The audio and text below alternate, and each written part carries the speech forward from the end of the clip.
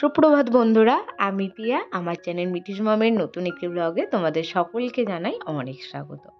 এখন বাজে ঘড়িতে সকাল 6টা। আর তোমরা ভাবছো যে এখন সকাল 6টা আর আমি কাজ করতে বসে পড়েছি। হ্যাঁ, আজকে আমি উঠেছিলাম ঘুম থেকে সকাল 5টার সময়। ভোরের দিকে ঘুম ভেঙে গিয়েছিল, ওই জন্য আর ঘুমাইনি। আর মেয়ের হচ্ছে দেখো পাউডারটা আর এই যে মুখে গা হাত পায়ের মাখানোর লোশনটা হচ্ছে ফুরিয়ে গেছিলো বলতে ওপরে হচ্ছে ওপর ঘরে আর কি, আমরা যেই ঘরে থাকি সেখানে হচ্ছে বড় ডিবেতে যেটি থাকে আর, কিন্তু ওকে যখন স্নান টান করানো হয় সমস্ত কিছুটাই আমাদের নিচে, কিন্তু নিচে আমার কোনো পার্সোনাল ঘর নেই, ওই জন্য আমার সমস্ত কিছু ওপর ঘরেই রেখে যাই। আর নিচে হচ্ছে ওই ছোটো ছোটো যে কৌটোগুলো দেখলে ওতে ঢেলে রাখি। তো ওই জন্য ওইগুলো ফুরিয়ে গেছিলো, ওই জন্য হলো না, মনে থাকে না, রোজ যখন স্নান করাই তখন মনে থাকে না বলে আজকে ভাবলাম না আগে ঢেলে নিই। তো মেয়ের হচ্ছে পাউডারটা আর লোশনটা ঢেলে নিয়েছে, নিয়ে বিছানা পরিষ্কার করছে। আর আমাদের গৃহবধূদের মানে আর কি নতুন কিছু সেই রকম দেখানোর নেই, কারণ আমরা দেখো সেই রকম তো বাড়ির বাইরে বেরোই না, ওই ঘর সংসারের সমস্ত কিছুই তোমাদের সঙ্গে শেয়ার করে থাকি। যাই হোক, আমার ভিডিও আর কি যদি ভালো লেগে থাকে তোমাদের বন্ধুরা একটা লাইক দিয়ে দিও, কারণ তোমাদের একটা লাইক আমাকে পরবর্তী ভিডিও বানাতে অনেকটা উৎসাহিত করে। আর হ্যাঁ, তোমরা যদি কেউ আমার চ্যানেলে নতুন হয়ে থাকো তো তোমাদের কাছে রিকোয়েস্ট করব, আমার ভিডিও যদি ভালো লেগে থাকে তো আমার চ্যানেলটিকে সাবস্ক্রাইব করে দিও। আর এই যে দেখো আমার রোজ হয়েছে একটা নতুন ঝামেলা, এই খাটের ধার গোঁজা প্রচণ্ড হাতে লাগে। মানে বিয়ের পর যখন প্রথম আমি খাটে গুছাতাম তখন আমার হাতে প্রচণ্ড লাগতো। তো আমি একটা দিদিভাই আর কি ভ্লগ দেখে আমি এই বুদ্ধিটা শিখেছি যে চিরুনির ধার দিয়ে এই খাটের ধারগুলো গোঁজা। আর আমার মানে হাজব্যান্ড ও হচ্ছে প্রথম যখন বিয়ে হয়েছিল ও তখন আমার বিছানা আর কি ওই গুছিয়ে দিত, আর আমি গুছাতে পারতাম না ওই ধারগুলো, ও হচ্ছে মানে আর কি চাগিয়ে গুছিয়ে দিত। যাই হোক বন্ধুরা, আজকের ভিডিওর যে টপিকটা নিয়ে আমি তোমাদের সঙ্গে আর কি আলোচনা করব সেটা হলো, দেখো, পরের বাড়ির মেয়ে এসে কখনো ছেলেকে তার বাবা মার কাছ থেকে আর কি আলাদা করে দিতে পারে না, এটা কখনোই সম্ভব নয়।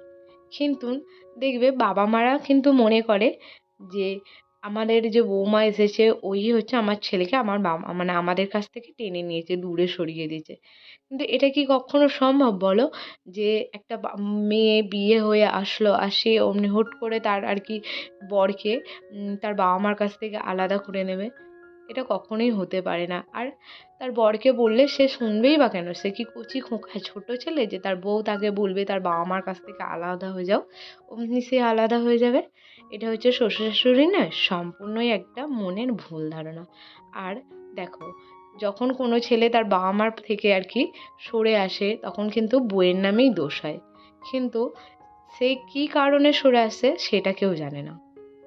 বাবা মায়েদের দেখবে ব্যবহার অনেক সময় অনেক রকম তার সন্তানের সঙ্গে হয়। হয়তো দেখে যে তারা হচ্ছে এই সন্তানের তুলনায় আরেক যে অন্য যে সন্তান আছে তার ওপর বেশি হচ্ছে তাদের আর কি প্রায়োরিটি, তাকে বেশি গুরুত্ব দেয়। আরেকটা যে অন্য সন্তান আছে তার প্রতি অবহেলা থাকে।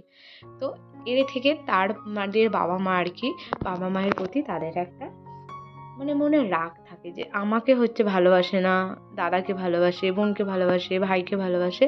তো এই কারণে ছেলেরা হচ্ছে তার বাবা মার কাছ থেকে দূরে আসে, সরে আসে। বইয়ের কথা শুনে কখনোই দূরে সরে আসে না তারা, কিংবা কোনো কারণে বাবা মার কাছ থেকে তারা হয়তো খারাপ ব্যবহার করলো, তাদের মনে আঘাত লাগলো, তখন থেকেও তারা দূরে সরে যাওয়ার চেষ্টা করে। তাহলে একটা পরের বাড়ির মেয়ে এসে কখনোই আপনার ছেলেকে কখনোই আপনার কাছ থেকে দূরে সরিয়ে দিতে পারে না। নিজেদের দোষগুলো আগে শুধরান, তারপর পরের বাড়ির মেয়ের দোষ দেবে। পরের বাড়ির মেয়ের তো এত ক্ষমতা নেই যে আপনার ছেলেকে আপনার কাছ থেকে সরিয়ে দেবে, তাই না? আপনি থেকে 10 মাস 10 দিন হচ্ছে গর্ভে মানুষ করেছেন, বড় করেছেন, সুখ দুঃখের সাথী হয়েছেন, আর যেই মেয়েটা এই কয়েকদিন হচ্ছে তার সঙ্গে থাকা শুরু করেছে, সে কী করে সম্ভব হয় যে আপনার কাছ থেকে আপনার ছেলে মেয়েকে দূরে সরিয়ে দেবে? তাই আপনাদের কাছে একটা রিকোয়েস্ট করব যে ছেলে যদি আপনাদের কাছ থেকে সরে আসে, বাড়ির বউ তার নামে কখনোই হচ্ছে মিথ্যা অপবাদ দেবেন না। ব্যাপারটা আগে ভালো করে খতিয়ে দেখুন যে কোথায় কি প্রবলেমটা হয়েছিল, তাই না? মেয়ের মানে বৌমার কী দোষ? সে তো আসে একটা নতুন বাড়িতে ভালোভাবে থাকার জন্য। তার যে বাবা মা সে জন্ম থেকে যাদের কাছে বড় হয়েছে, যাদের কোলে পিঠে, তাদেরকে ছেড়ে একটা নতুন বাড়িতে আসে। তারা এই মনোভাব নিয়েই আসে যে আমরা নতুন বাড়িতে যাচ্ছি, আমি হচ্ছে আমার স্বামীর বাবা মাকেও আমার বাবা মাই মনে করবো, আমি একটা নতুন বাবা মা পাচ্ছি। কিন্তু শাশুড়িটা তো প্রথম থেকেই বৌমাদের হেলা দেয়। তবে বেশিরভাগ ক্ষেত্রেই, সবাই কিন্তু সমান নয়। আর বৌমার প্রতি হেলা দেয়, সে তো হলোই। আর প্রথম থেকেই বৌমারা তাদের চোখের বিষ হয়ে যায়। আর তারপর যখন দেখবে যে ধীরে ধীরে ছেলে তাদের কাছ থেকে সরে আসছে, তখনই হচ্ছে যত দোষ নন্দঘোষ বৌমার গায়ের উপর এসে পড়ে। তখনই আরম্ভ হয়ে যায় যে আমার ছেলেকে হচ্ছে আমার বৌমা দূরে ঠেলে দিচ্ছে আমাদের কাছ থেকে। কিন্তু নিজেদের কি দোষ সেটা কেউ তাকায়ই না ভালোভাবে। যাই হোক, একটা পরের বাড়ির মেয়ে কখনোই আপনার ছেলেকে আপনার কাছ থেকে দূরে সরিয়ে নিতে পারে না।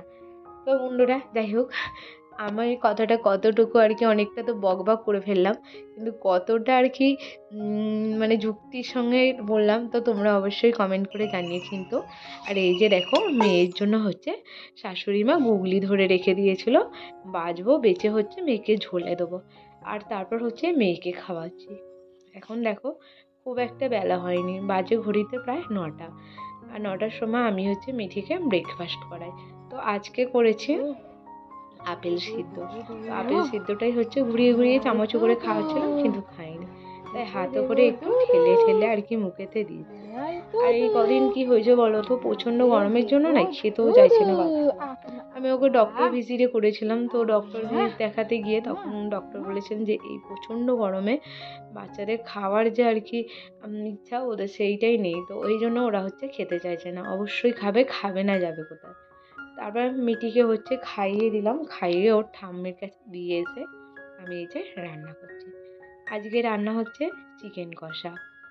আর আজকে মানে চিকেনটা হতো না, মানে হঠাৎই হয়ে গেল, কারণ আমার শ্বশুরমশাইয়ের দোকান আছে আর শাশুড়িমা ঘরে আছে, তোমাদের দাদাভাই কাজে গেছে।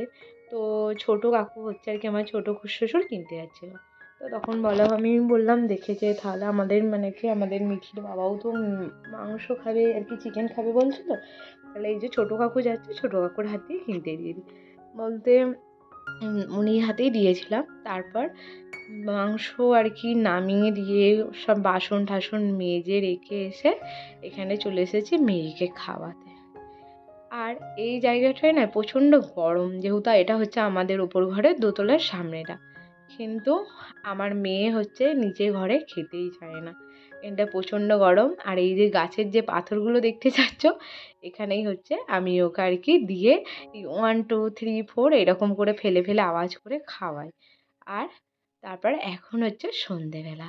তো আমাদের আর কি তোমার দাদাভাই একটু বাইরে গিয়েছিল, হচ্ছে আমার জন্য এগ রোল এনেছে, মানে বাড়ির সবার জন্যই এনেছে। আর আমি আমারটা নিয়ে ওপরে চলে এসেছিলাম, কারণ মিঠি হচ্ছে ও নিচে থাকতে চাইছিল না, ও ঘুমোবে মনে হয় এরকম করছিল, তো ওই জন্য আমার খানটা নিয়ে আমি ওপরে চলে এসেছিলাম। দিয়ে এবার আমি হচ্ছে এগ রোল খাচ্ছি, মিটির ঘুম ভেঙে গেছে, ও বসে ঘুরঘুর করছে। যাই হোক বন্ধুরা, আজকে ব্লগটা এখানেই শেষ করলাম। কেমন হয়েছে কমেন্ট করে জানাতে ভুলো না।